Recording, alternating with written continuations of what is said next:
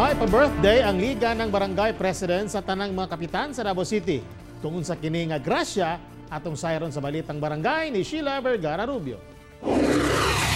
Happy birthday, happy birthday, happy birthday to you.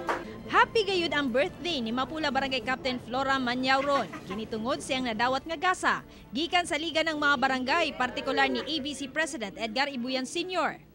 Cake plus 20,000 pesos ang gasa kaniya, panggasto kuno sa iyang adlaw na tawhan.